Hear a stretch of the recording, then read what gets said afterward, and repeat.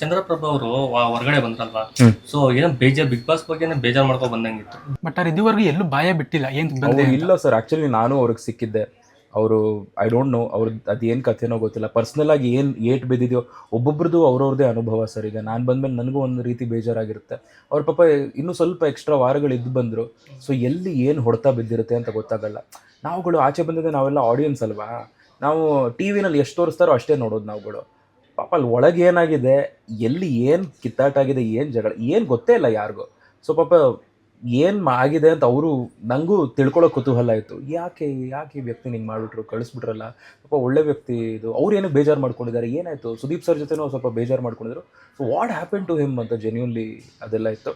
ಒಂದು ಇವೆಂಟಲ್ಲಿ ಸಿಕ್ಕಿದ್ರು ಮೊನ್ನೆ, ಬಟ್ ತುಂಬ ದಿನಗಳಾಗೋಗಿತ್ತು ಸರ್. ಅದ್ರ ಬಗ್ಗೆ ಎಲ್ಲ ಮಾತುಕತೆ ಜ್ಞಾಪಕ ಮಾಡಿಸಿ ಅವ್ರಿಗೆ ಬೇಜಾರು ಮಾಡಿಸೋವಂಥದ್ದು ಇದಿರಲಿಲ್ಲ. ಚೆನ್ನಾಗಿದ್ದೀರಾ ಅಣ್ಣ, ಚೆನ್ನಾಗಿದ್ದೀವಿ ಅಣ್ಣ ಅಂತೆಲ್ಲ ಹೇಳ್ಬಿಟ್ಟು, ಹ್ಞೂ ಅಣ್ಣ ಇಲ್ಲೇ ಕೆಲಸ ಮಾಡ್ತಾಯಿದ್ದೀನಿ ಅಂತ. ಅವತ್ತು ಅನುಬಂಧ ರೆಡ್ ಕಾರ್ಪೆಟ್ ಹೋಸ್ಟ್ ಮಾಡ್ತಾ ಇದ್ದೆ. ಓ ಹೌದಾ ಅಪ್ಪಿ, ಚೆನ್ನಾಗಿ ಮಾಡಪ್ಪಿ ನೀನು ಅಂತೆಲ್ಲ ಹೇಳಿಬಿಟ್ಟು ತುಂಬ ಸ್ವೀಟಾಗಿ ಮಾತಾಡ್ಸಿದ್ರು. ಸೊ ಅದೊಂದು ಚೆನ್ನಾಗಿತ್ತು ಸರ್ ನನಗೆ. I like it. ತುಂಬ ಒಳ್ಳೆ ವ್ಯಕ್ತಿ ಆ ವ್ಯಕ್ತಿ. ಆ್ಯಕ್ಚುಲಿ ಬೇರೆಯವ್ರ ಕಾಲೆಳೆಯೋದು ಬೇಕಿಲ್ಲ. ಅವ್ರ ಕಾಮಿಡಿ, ಅವ್ರ ಸ್ಟೈಲ್ ಕಾಮಿಡಿ ಇದೆ. ಸೊ ನೈಸ್ ಪರ್ಸನ್ ಆ್ಯಕ್ಚುಲಿ, ತುಂಬ ಒಳ್ಳೆ ವ್ಯಕ್ತಿ.